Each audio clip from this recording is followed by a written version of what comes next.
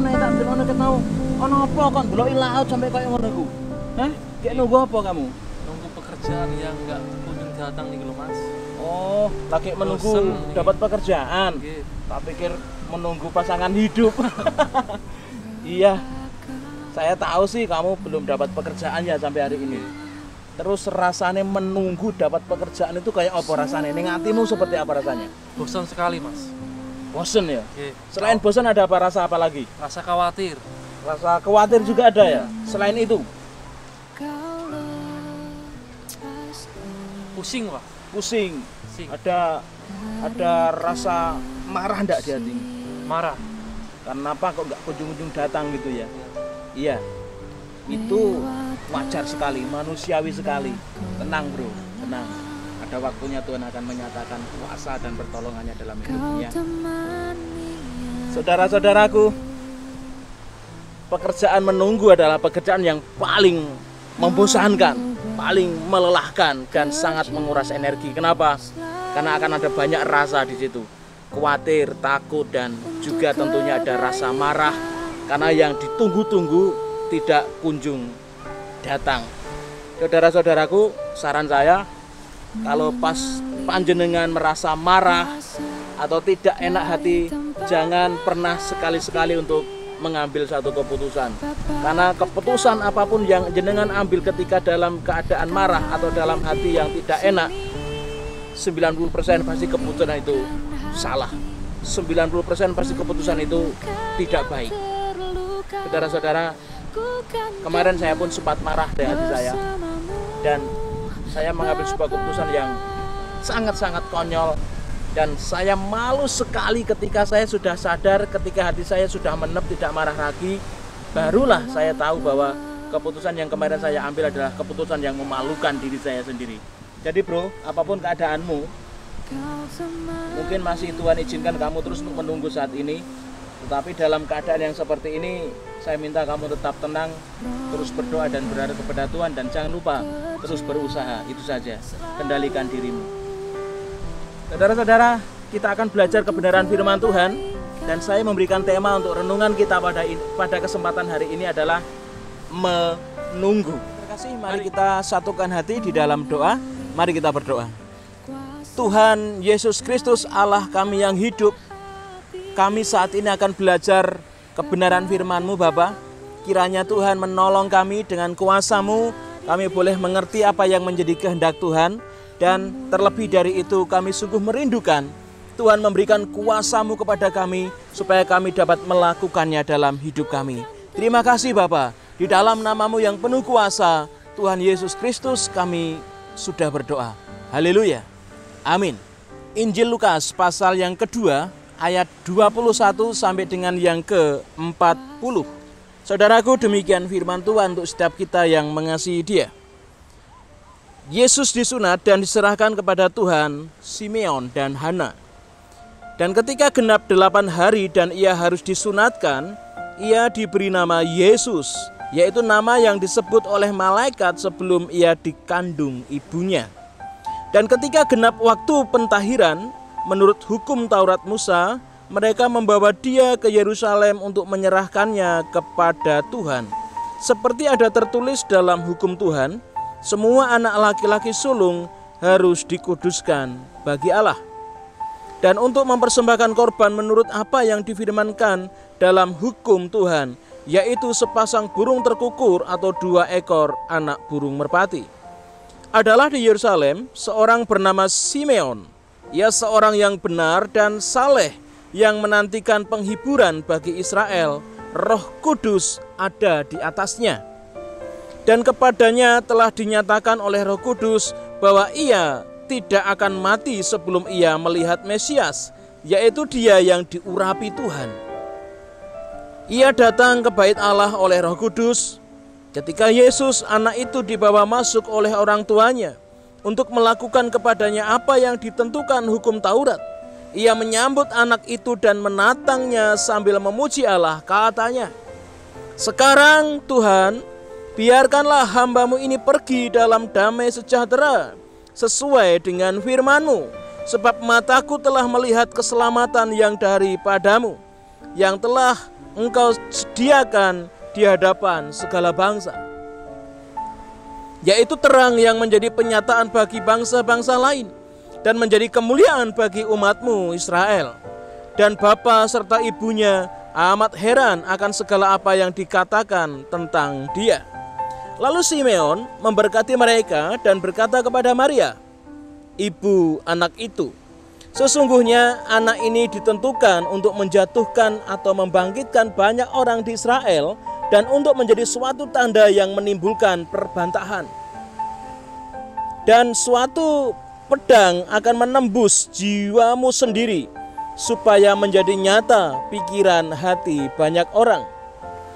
Lagi pula di situ ada Hana, seorang nabi perempuan, anak Fanuel dari suku Aser.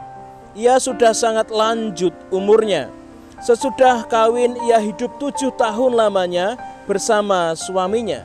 Dan sekarang ia janda dan berumur 84 tahun. Ia tidak pernah meninggalkan bait Allah dan siang malam beribadah dengan berpuasa dan berdoa. Dan pada ketika itu juga datanglah ia ke situ dan mengucap syukur kepada Allah dan berbicara tentang anak itu kepada semua orang yang menantikan kelepasan untuk Yerusalem. Dan setelah selesai semua yang harus dilakukan menurut hukum Tuhan, kembalilah mereka ke kota kediamannya, yaitu kota Nazaret di Galilea. Anak itu bertumbuh besar dan menjadi kuat, penuh hikmat, dan kasih karunia Allah ada padanya. Amin.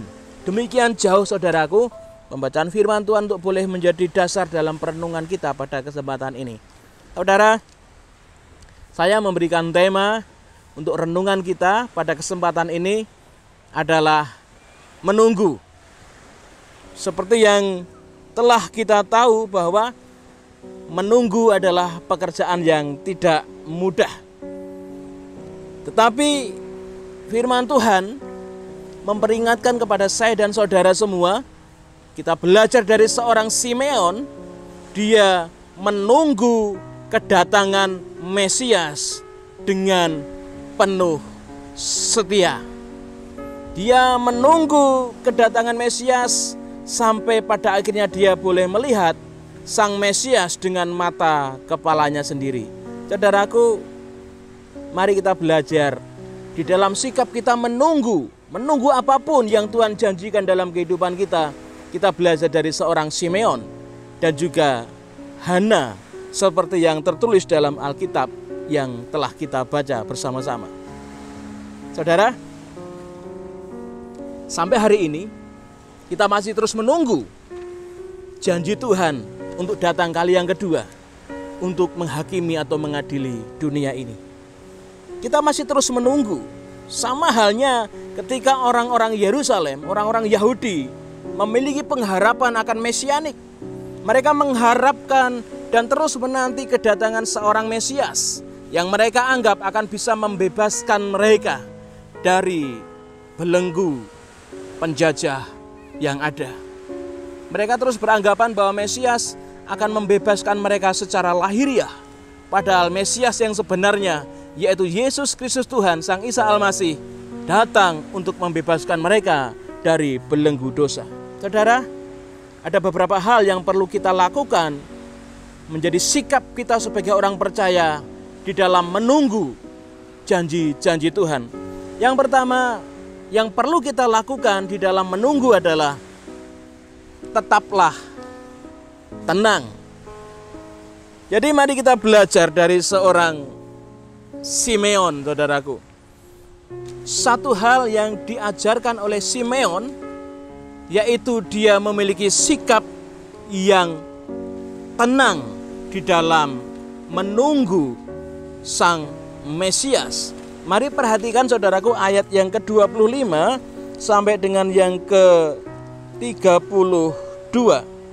Di sana dikatakan dengan jelas ada seorang yang bernama Simeon. Ia adalah seorang yang benar dan saleh, yang menantikan penghiburan bagi Israel, yaitu menantikan kedatangan Sang Mesias. Dikatakan firman Tuhan bahwa orang ini, Simeon ini, sungguh penuh dengan Roh Kudus di atasnya, di dalam kehidupannya. Saudaraku, tidak hanya itu, dikatakan juga bahwa dan kepadanya telah dinyatakan oleh Roh Kudus bahwa ia tidak akan mati sebelum ia melihat Mesias. Saudaraku, apakah cukup sampai di situ? Tidak. Firman Tuhan juga mengatakan bahwa ia datang ke bait Allah oleh Roh Kudus. Jadi ketika Maria dan Yusuf datang ke bait Allah untuk melakukan pentahiran kepada bayi Yesus, Simeon dituntun oleh Roh Allah untuk datang ke bait Allah dan berjumpa dengan bayi Yesus. Sebelumnya Roh Kudus juga sudah berkarya luar biasa di dalam hidup Simeon. Roh Kudus berkata kepada Simeon bahwa Simeon tidak akan mati sebelum Simeon boleh melihat bayi Yesus yang adalah Sang Mesias itu. Di dalam menunggu Sang Mesias, saudara, Roh Kudus juga begitu berkarya dengan luar biasa di dalam kehidupan Simeon. Sehingga di dalam dia menunggu Sang Mesias, hidupnya, dikatakan firman Tuhan, menjadi orang yang benar dan saleh. Sampai pada akhirnya, saudaraku, Roh Kudus jugalah yang menggenapi janji-janjinya kepada Simeon dengan berjumpanya Simeon dengan bayi kudus Sang Yesus Kristus yang adalah Mesias. Saudaraku, dari apa yang dialami oleh Simeon ini, saya percaya Simeon adalah satu pribadi yang tidak hanya benar, tidak hanya saleh, tetapi Simeon adalah orang yang memiliki kepribadian tenang di dalam menunggu janji Tuhan. Saudaraku, apapun yang membuat kita menunggu saat ini, kita juga sedang menunggu janji-janji Tuhan.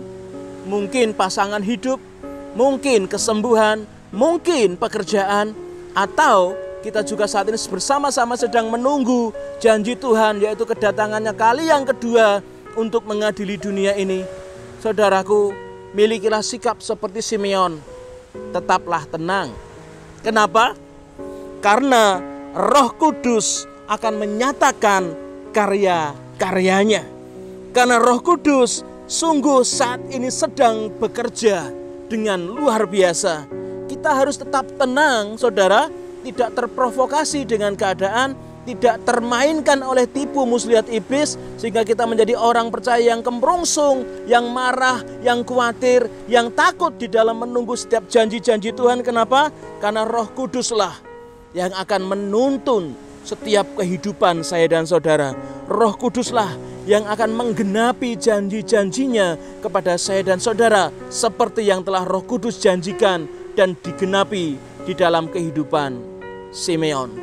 Saudaraku, saat ini biarkanlah Roh Kudus bekerja atas hidupmu. Saat ini bukalah hatimu supaya benar-benar kita mampu melihat karya-karya Roh Kudus yang sudah terjadi atas setiap kehidupan kita pribadi, lepas pribadi. Buka mata hati kita, saudara, jangan tutup. Ketika kita benar-benar mau dengan segala kerendahan hati membuka mata kita untuk melihat karya-karya Roh Kudus yang begitu ajaib dan sempurna, kita akan bisa melihat bagaimanakah Roh Kudus berkarya dengan sangat dahsyat dalam hidup saya dan saudara. Bukalah hatimu supaya dirimu mau dituntun oleh Roh Allah, supaya kita dalam menunggu janji-janji Tuhan, kita tetap menjadi orang yang benar, kita tetap menjadi orang yang saleh. Tidak sebaliknya, kita menjadi orang yang putus asa, kehilangan harapan, sehingga ketika kita kehilangan pengharapan, hidup kita pun akan semakin ngelokro, iman kita semakin jauh dari Tuhan, dan akhirnya kita pun akan jatuh di dalam dosa. Saudaraku, sekali lagi, bukalah hatimu supaya benar-benar Roh Kudus berkarya dalam hidupmu. Janji-janji itu akan digenapi dalam kehidupan saya dan panjenengan semua. Saudaraku, belajarlah seperti Simeon untuk menyambut dan memuji Tuhan dengan penuh rasa syukur, karena kita tahu janji Tuhan itu pasti akan terjadi. Dari apa yang dialami Simeon ini, akhirnya memberitahukan kepada kita bahwa janji Tuhan pasti akan digenapi. Kapan? Kita tidak tahu, tapi yang pasti janjinya pasti akan digenapi. Tetaplah semangat, tetaplah tenang di dalam menanti janji-janji Tuhan. Biarkanlah dirimu terus dituntun oleh Roh Allah. Buka hatimu untuk terus mau dipakai Tuhan, dituntun Tuhan, supaya di dalam kita menunggu, kita tidak memiliki sikap yang mendukakan hati Tuhan. Sampai janji itu akan digenapi kepada saya dan saudara. Yang kedua saudara, sikap yang harus kita miliki di dalam kita menunggu janji Tuhan adalah kita harus beraksi. Kita perhatikan ayat yang ke-36 sampai dengan yang ke-38.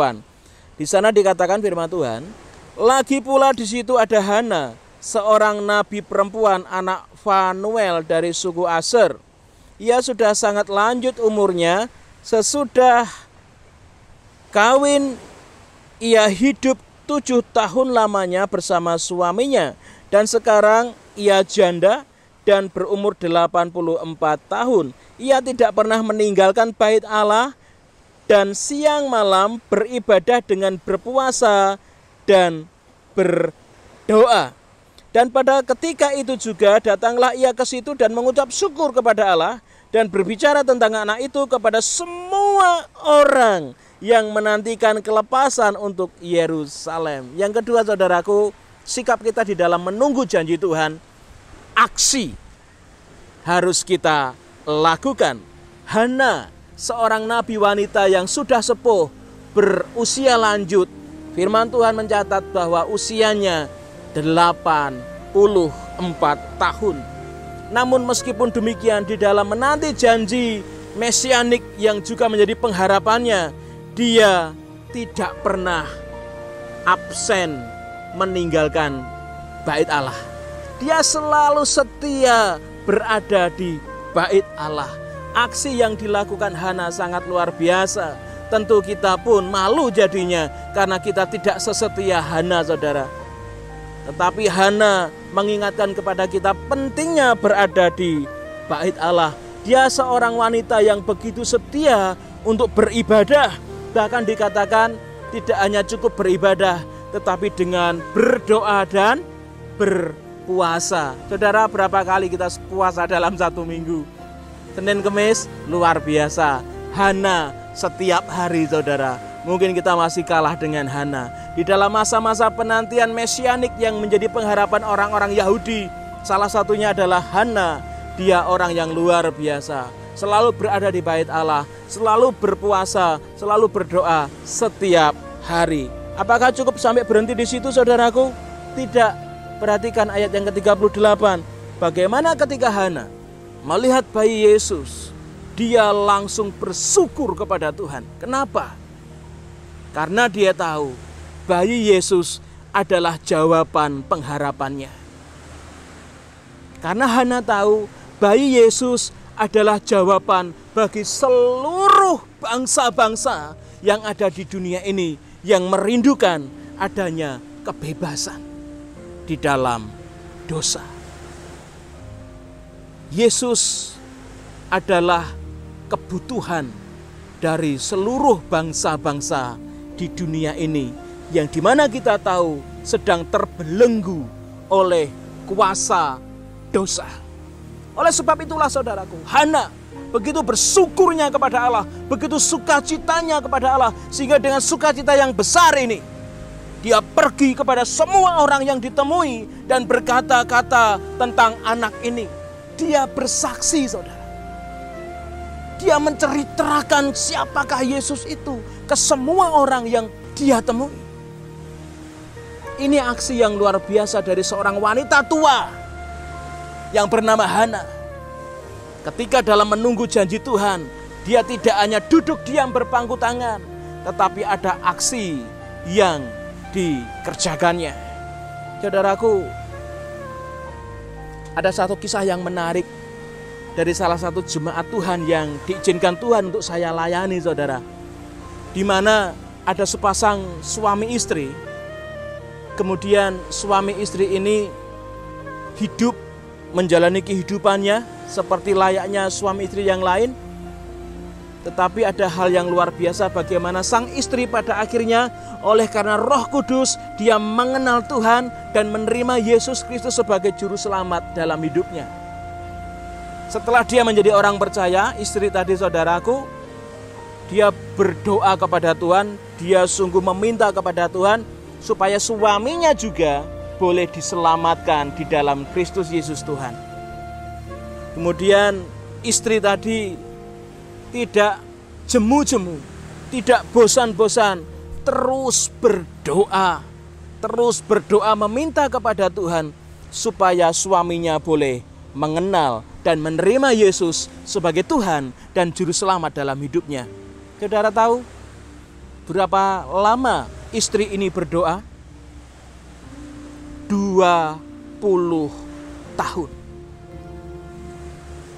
Sang istri terus berdoa siang malam kepada Tuhan Yesus Kristus, meminta supaya suaminya dimenangkan oleh Tuhan. Setelah 20 tahun, dia bersukacita luar biasa karena ternyata doanya dijawab oleh Tuhan. Sang suami beberapa tahun yang lalu menyediakan dirinya untuk jengkeng di depan altar gereja GIT Jembulung Cangkring dan dibaptis oleh hamba Tuhan, menerima Yesus sebagai Tuhan dan Juru Selamat atas hidupnya. Sang istri begitu bersyukur, saking sukacitanya, saking gembiranya saudaraku, sang istri bersaksi dengan luar biasa kepada semua orang bahwa untuk menanti waktu suaminya berlutut untuk dibaptis, menerima Yesus sebagai Tuhan dan Juru Selamatnya, dia berdoa selama 20 tahun. Saudara, kita saat ini pun menjadi orang-orang yang menanti-nantikan janji Tuhan. Apakah kita mampu seperti jemaat yang saya ceritakan tadi, tetap setia, tetap konsisten, tetap berharap kepada Tuhan meskipun jawaban Tuhan belum kita lihat? Saudaraku, mampukah kita yang masih muda-muda, yang masih kuat, jauh usianya di bawah Hana? Saudara, saat ini berapa usiamu? 20? 30? 40? Hana 84 tahun, tetapi tidak pernah dia berhenti di dalam beraksi, melakukan kegiatan ataupun pergerakan yang memuliakan nama Tuhan. Yang selanjutnya saudaraku, mari kita bersama-sama melihat kehidupan Hana. Ketika Hana dan juga Simeon berjumpa dengan Tuhan, saudara, iman mereka bukan iman yang pasif, diam, tetapi iman yang terus bergerak, beraksi. Tidak iman yang hanya diam saja. Bagaimana dengan kita? Perjumpaan kita dengan Tuhan, iman kita kepada Yesus Kristus, apakah sudah membuat kita beraksi untuk kemuliaan Tuhan? Saudaraku, Roh Kudus sendirilah yang berkarya atas hidup Simeon dan Hana, sehingga pada akhirnya mereka boleh menjadi alat bagi kemuliaan nama Tuhan. Dan oleh Roh Kudus yang sama juga, saya dan saudara boleh berjumpa secara pribadi dengan Yesus Kristus Tuhan. Hanya pertanyaan saya, Simeon dan Hana ketika berjumpa dengan Tuhan terus bergerak untuk melayani Tuhan. Bagaimana dengan hidup kita? Ketika iman kita berjumpa dengan Yesus Kristus Sang Mesias itu, apakah kita sudah benar-benar melayani Tuhan dengan luar biasa? Atau kita hanya sekedar menjadi penonton, penilai, pengkritik, pemaido di dalam gereja Tuhan? Allah mau tidak ada satupun orang percaya yang menjadi pengangguran. Dalam artian di sini, layanilah Tuhan bersama-sama. Apapun yang bisa kamu kerjakan untuk Tuhan, lakukanlah untuk Tuhan. Saudaraku, biarlah teladan dari Simeon dan Hana ini semakin menjadikan iman kita semakin teguh, semakin kuat, semakin terus melayani Tuhan. Meskipun saat ini kita belum melihat dengan pasti kapankah Tuhan itu akan menggenapi janjinya kepada kita, tetapi milikilah iman seperti Simeon yang menjadikan hidupnya tetap tenang di dalam menunggu. Selanjutnya, milikilah iman seperti Hana yang pada akhirnya membuat dia terus bergerak, beraksi untuk melayani Tuhan. Ceritakanlah Sang Mesias itu kepada semua orang, karena Sang Mesias adalah kebutuhan dari semua orang. Saudara-saudara yang dikasihi Tuhan, biarkanlah kisah dari Simeon dan Hana ini semakin kita menjadikan mengerti apakah panggilan hidup kita, apakah tujuan hidup kita sebagai orang percaya. Dan biarkanlah juga kita benar-benar bisa memahami, memaknai Natal. Seperti apakah Natal pada tahun ini? Apakah Natal tahun ini sudah menjadikan kita menjadi pribadi-pribadi yang sungguh-sungguh seperti Simeon dan juga Hana, yang tetap tenang meskipun keadaan sekeliling kita banyak sekali goncangan-goncangan, banyak hal yang menakutkan, banyak hal yang mengkhawatirkan. Di sekitar kita banyak sekali hal-hal yang begitu mencekam. Bahkan kita terus menanti janji-janji Tuhan yang tidak kunjung datang. Saudaraku, apakah kita tetap tenang dan mau melayani Tuhan? Mari, jadikanlah kisah Simeon dan Hana menjadi refleksi pribadi dalam kita memaknai Natal di tahun ini, tahun 2020. Tuhan Yesus Kristus, Sang Mesias, memberkati saya dan saudara semua. Amin.